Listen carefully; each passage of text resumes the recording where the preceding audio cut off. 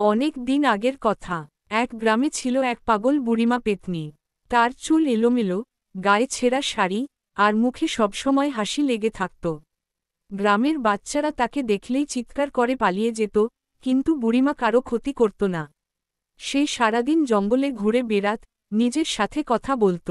হি হি হি, আমার ছাগলগুলো কোথায় গেল? কে চুরি করল? আসলে অনেক বছর আগে বুড়িমার ছাগলগুলো হারিয়ে গিয়েছিল। সেই দুঃখে সে পাগল হয়ে যায়। তারপর থেকে মানুষ তাকে পেতনি বলে ডাকতে শুরু করে। একদিন গ্রামের কিছু দুষ্টু ছেলে মজা করার জন্য বুড়িমার সামনে একটা পুরনো ছাগলের হাড় ছুঁড়ে দিল। বুড়িমা হাড় দেখে চিৎকার করে উঠল, পেলাম, পেলাম, আমার ছাগল ফিরল। সে হাড়টা নিয়ে নাচতে নাচতে জঙ্গলে চলে গেল। সেই দিন থেকে বুড়িমা আর গ্রামে ফেরেনি। লোকেরা বলে, পূর্ণিমার রাতে জঙ্গলের ভিতর থেকে এখনও শোনা যায় বুড়িমার পাগলাটে হাসি আর ছাগল ডাক। হি হি হি, আমি পেয়েছি, আমার ছাগল পেয়েছি। একটা গ্রামে থাকত বুড়িমা পেতনি। গ্রামের সবাই তার নাম শুনলেই ভয় পেত।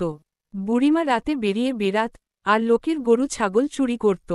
সে ছাগলগুলোকে নিয়ে জঙ্গলের ভেতর দিয়ে উড়ে যেত, আর কেউ তাকে ধরতে পারত না।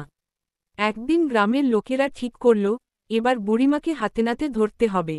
তারা এক মোটা তাজা ছাগলকে মাঠে বেঁধে রেখে গাছের আড়ালে লুকিয়ে থাকল। রাত হলেই বুড়িমা পেতনি উড়ে এল। সে ফিসফিস করে বলল, ছাগল আমার, তাড়াতাড়ি চল। কিন্তু ছাগলটা ছিল খুব চালাক।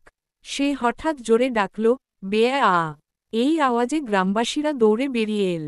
তারা জাল ফেলে বুড়িমাকে ধরে ফেলল। বুড়িমা চিৎকার করল, আমায় ছেড়ে দাও, আমি আর কখনো ছাগল চুরি করব না।